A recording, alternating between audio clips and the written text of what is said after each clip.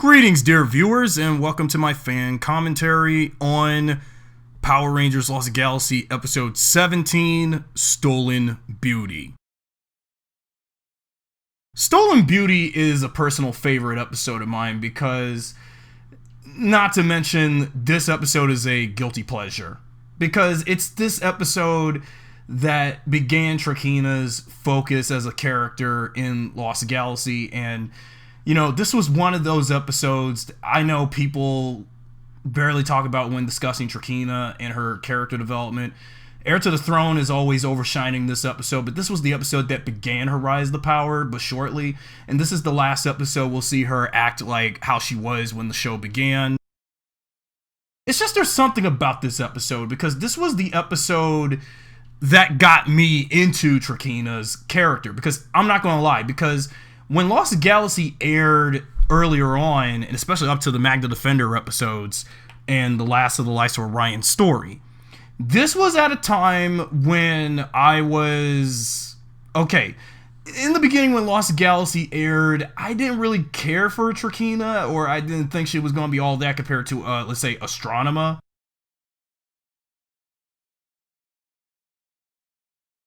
But this was the episode that, what was that word? This is the episode that got me enthused about her. Because this was the episode where we'll only see her human side of things. Oh yeah, they also adapted the Crumummy episode differently from how it was done in Ginga Man, but I'll do some little differences during the commentary if I got time for it.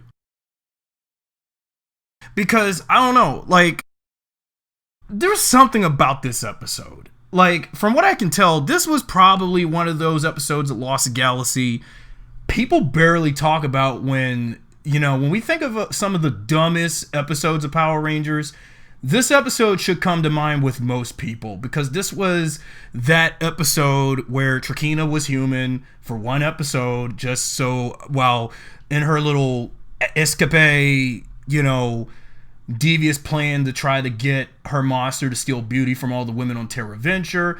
We also get some focus on Mike in the episode, which we hardly ever see. Oh, and Paul Schreier in the opening credits for one episode of Lost Galaxy. But though Jack Banning as Professor Phenomenus is in this. But again, with speaking of Bulk and Phenomenus, you know, I don't understand. Of the 45 episodes of this, only 3 episodes of Lost Galaxy has Bulk and Phenomenus in them, if you count Quasar Quest Part 1 in the final 2 episodes of Journey's End.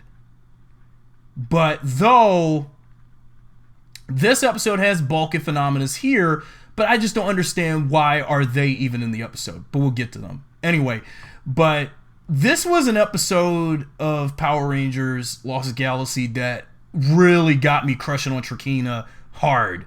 This, well, actually, while this episode was a fun, silly, goofy, dumb romp of a villainous focused episode, and part of this episode is very reminiscent to the Date with Danger episode from In Space with, you know, the Zane Astronema episode.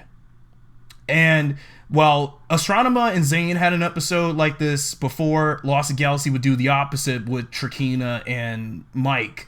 But the difference is, well, it's not like with Astronema where, okay, Astronema has some personal feelings for Zane. Trakeena has no feelings for none of the male Rangers. Though she pretends she likes Mike. But, you know, again, she doesn't like none of the Rangers. She doesn't want to be friends with the Rangers. That's just the way how the writers intended her to be.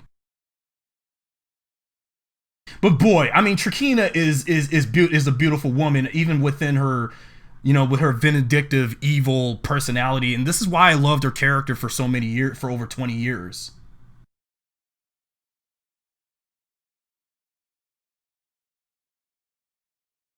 Oh, yes. Oh, yes. Here we go. Hot smoking legs with the red on. Oh, my goodness.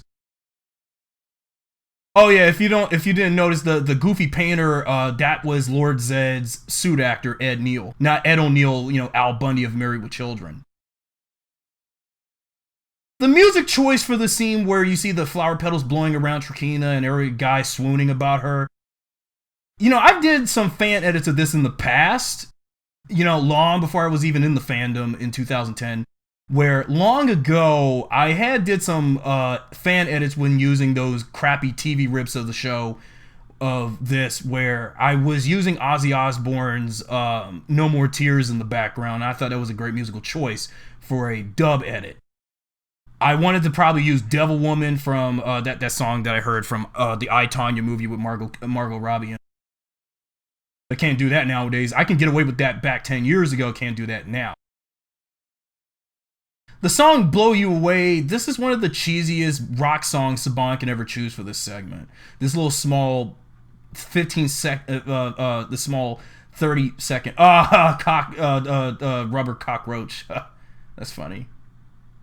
Yeah, but that goofy painter, that's basically Al Bundy level right there. And I'm watching Married with Children at the same time as Power Rangers. Yeah, but anyway, now on to Bulk and Phenomenus. Like, see, back in Quasar Quest, we should have left them from the get-go. Bulk and Skull's development was complete. This is one of the few things I didn't like about LG, is having Bulk and Phenomenus around.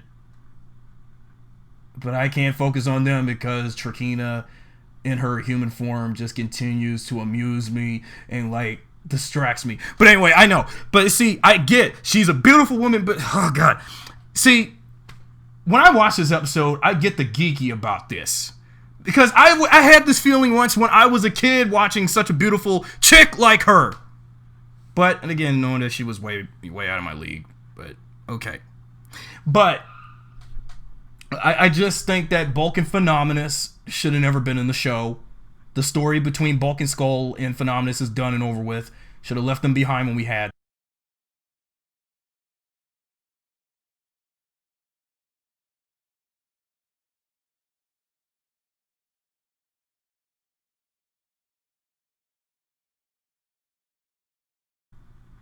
They did do something similar with this story with the Sixth Ranger and some female character from the exact Gingaman episode. Oh, and that burger looks so much like a double cheeseburger you can get at McDonald's, but shittier.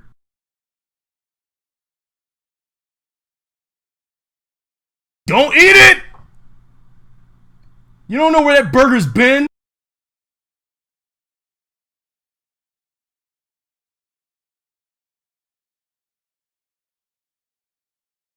She would say that line, "What a shame," in the Blue to the Test episode.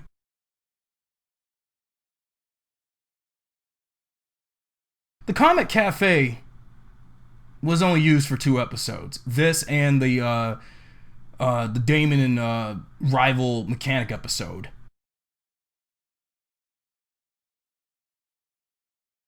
Oh yeah, this episode introduces the cocoon that Scorpius made for Trakeena until when it was time for her to mutate into something powerful just like her dad and the Stingwingers. Personally, why wouldn't Scorpius just let Trakeena stay how she is? I mean, just because, you know, insects have to mutate and transform into something all the time, but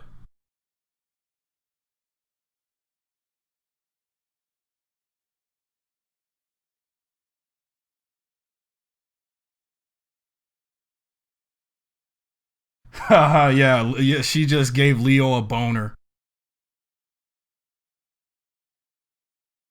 And Kai and Damon, even though it's such a coincidence that Damon in real life did marry Trakeena. Yeah, for a lot of us 90s kids who didn't know that. And then you look at Maya and Kendricks, they are so like, what is up with the guys today?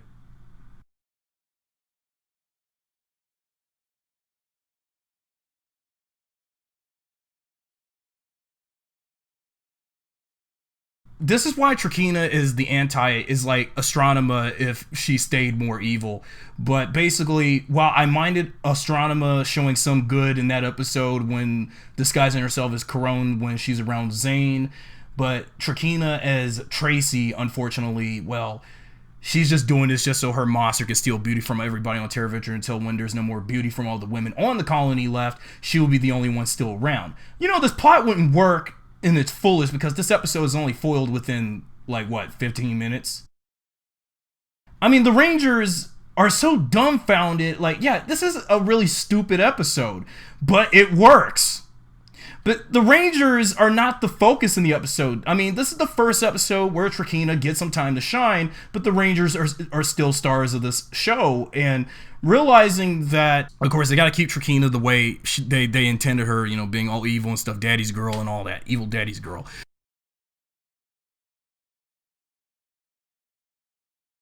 Okay, in the Ginga Man episode, Crumummy didn't steal any beauty from the Pink Ranger because the Pink Ranger was the only female in the Sentai. With, you know, while the guys, well, the Yellow Ranger was a guy. Well, I digress.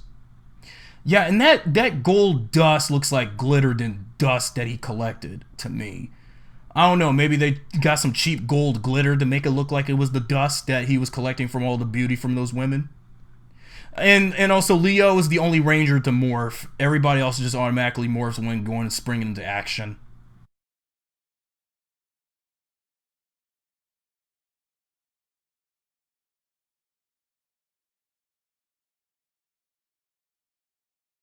Yeah, I mean, it is a dumb episode, but this is what really got me into her character because, you know, I like Astronema, but Trakeena was more for me basically because, like, there was something about her that I liked for so long, but of course what I minded them for what they made her for the actual series, that being this, is great. But of course, you know, for something I had been doing personally for my Power Rangers Lost of Galaxy fan film series with her, well, of course I have to keep her the way how she's always been.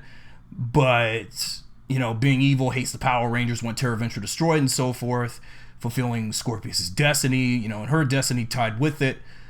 But this episode, for some reason, yeah, this is the only time she, you know, this is just some foil trick that she's doing. You know, every time I see Trakeena in that red business suit, why do I have a feeling she's giving me Carmen Sandiego vibes? Boy, I seriously, I'm not gonna lie to you guys. I had a serious hard-on crush on Trakeena, and even today, even with her actress over 50 now. Whoops. Now, the part with her sprinkling that red dust into the drink, it looks like piss to me.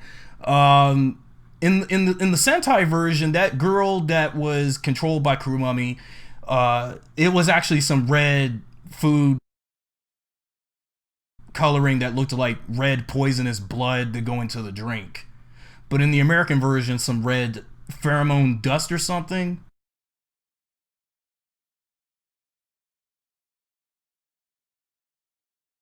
Oh, look, Mike fakely croaking like he having a heart attack. Yeah, see.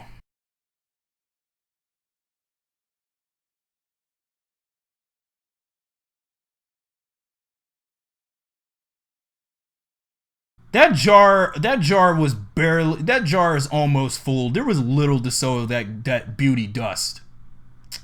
That's something I forgot to notice. And also that jar.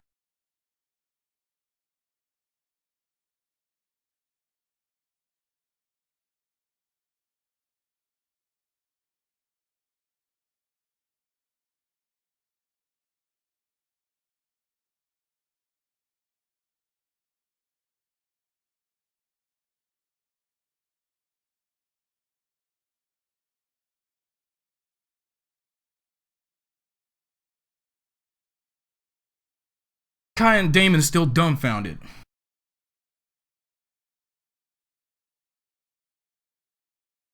Oh, and Wicked Witch of the West reference with Crumummy. Well, and that's the only time we'll see Trakeena in her human form, showing any sense of humanity. Regardless, I don't care if she's beautiful or not. But at least Trakeena is still more beautiful and prettier than any Kardashian. That's for sure.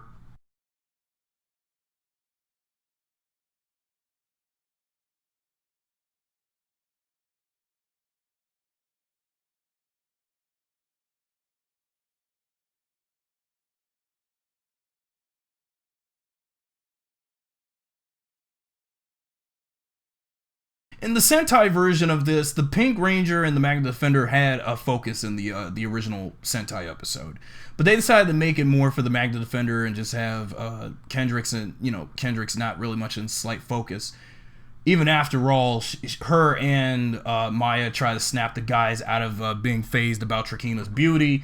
When really, yeah, I get that Trakeena wanted to be the most beautiful woman in the galaxy, or actually of all time, because it's kind of common with a lot of the female villains I witnessed in my generation of Power Rangers, especially all the lady villains, because after we've had Rita Repulsa, then as soon as we get to Divatox, Astronomer, and Trakeena in the mid to late 90s PR, then they start having prettier, beautiful looking women to play these lady villains. And that's probably why I liked it Turbo in Space and Lost Galaxy so much. But again, like I've said before, with female villains past Trakeena, I don't really like a lot of the female villains after her, because a lot of them just don't do me. I'm sorry.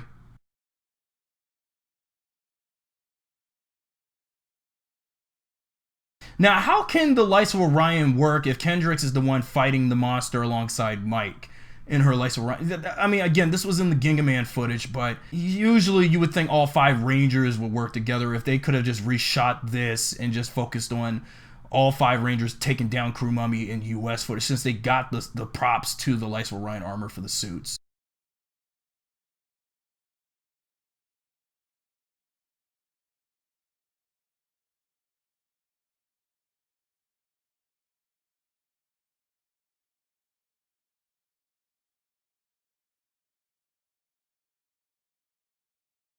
I gotta say though, but Crumummy, of all the Lost Galaxy monsters, Crumummy's design is one of my favorites. It's just a giant cat-looking man covered in mummy body wrapping, and with a humpback.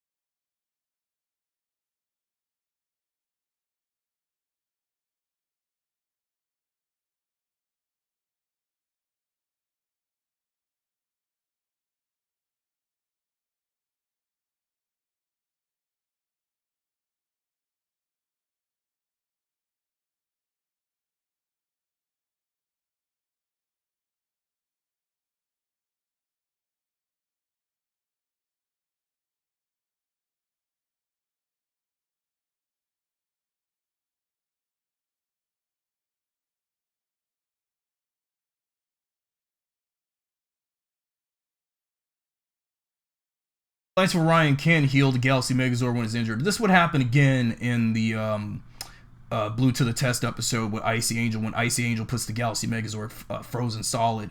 Lights of Orion defrosts the Megazord from being frozen. And Crumummy's destroyed.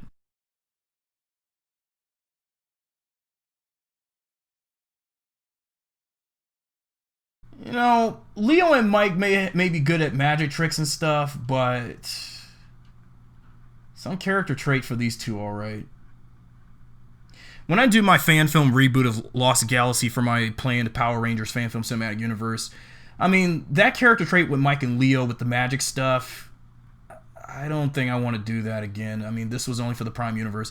My new fan film reboot will be, well, it's going to take some elements from the TV series, like my already soon-to-be finished previous fan film series, but I just don't want to do that again. Ugh! And seriously, Maya and Kendricks with the face cream for the... Ugh. Gross. And then Damon being a punk about it. Ha ha ha. Knowing the fact he has a bald head.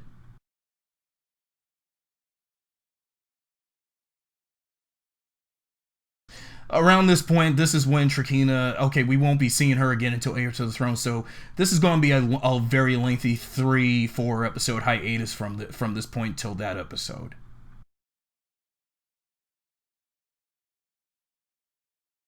I mean, it makes sense for them to, take her out of the story for a while, and focus on a new villain when she's not around at this, for those 3 episodes after this.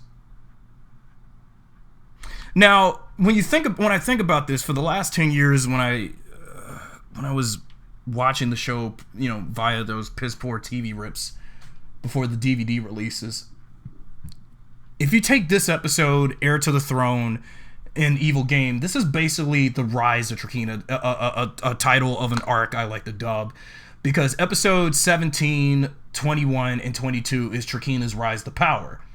Even though it's the name of that, of course, that Power Rangers Lost Galaxy fan film I tried to make over the last decade. And basically, when I think about her rise to power in the TV series from this episode until Evil Game and Heir to the Throne, that's how they did it.